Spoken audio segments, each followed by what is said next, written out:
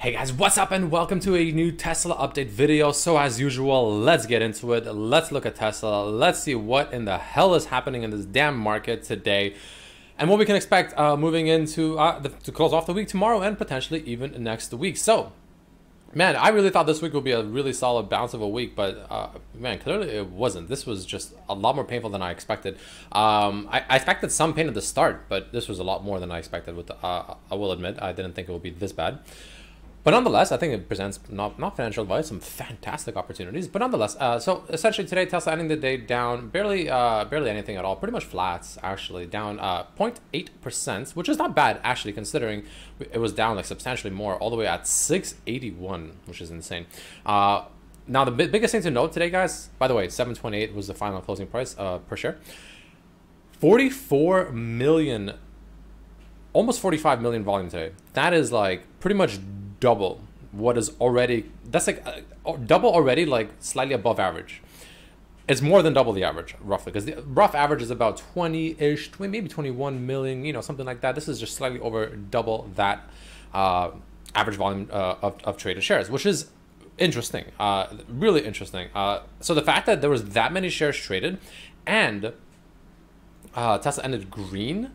Well, not really green. I mean, the candle's green. I like that. I mean, technically Tesla's red. I personally, I view this as a green day. I know people might disagree. I view this as a win.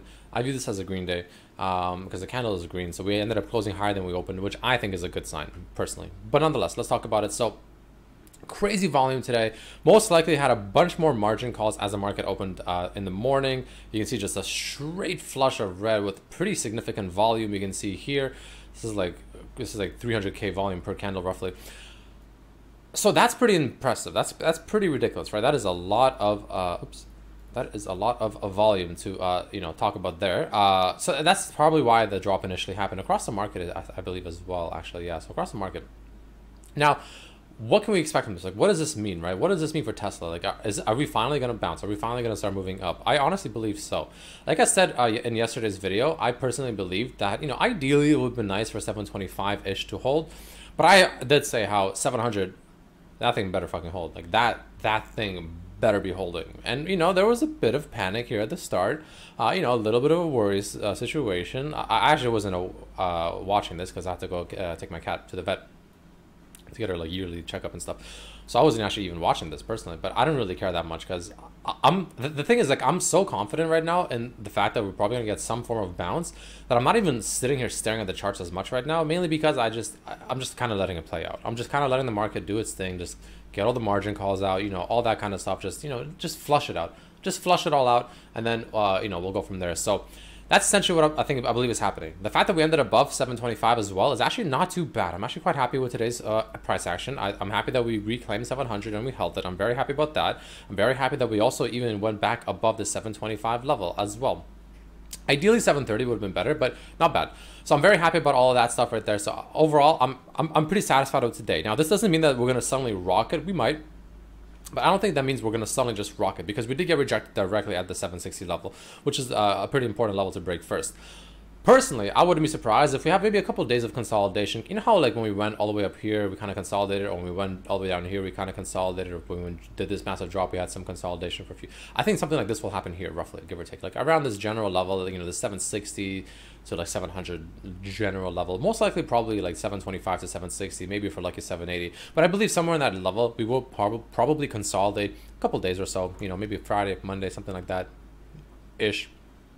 And then I think we're going to look for potential final, you know, relief rally, a little bit of a squeeze potentially coming out as well from that. Taking a look at the indicators very quickly, the RSI is still looking quite bad, guys, so that's not very good.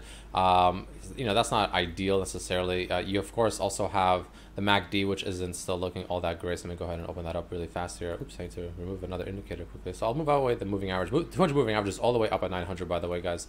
And then, of course, you have the MACD still looking fairly bearish, still making lower lows, which isn't great. So overall, the time frame is, you know, we're still looking fairly bearish overall in the time frame.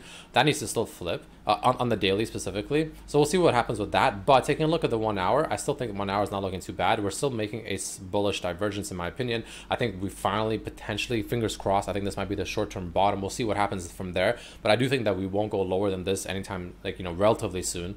And I think we're potentially going to look for a rally above here. The RSI again showing a bullish divergence. You can see even though we went lower in the stock price, the RSI actually went higher than here, which was all the way back when we were still at 830 roughly. So keep that in mind, guys. That is exactly what I'm currently thinking. Let me know what you're thinking down below. Not much else to talk about really. We could take a quick look at the Bollinger Bands, but essentially what I've been talking about the whole time has, you know, it's still staying. You know, I still believe that, you know, as long as 700 holds, we can definitely be in for a nice little bounce, and I definitely think that we're in the cards there. You can see as we kind of bounce off of this and went up to the white line, we came back down, and for 1, 2, 3, 4 days now we've been hovering the red line, and I did say it takes a few days, and I think we're pretty much at that point where we're ready to maybe have another 1 or 2 days of that as well into a bounce back to the white line again, probably in the low 900s, high 800s is my current prediction. But either way, guys, that's it for this video. Let me know what you think down below, and I'll see you tomorrow. Peace.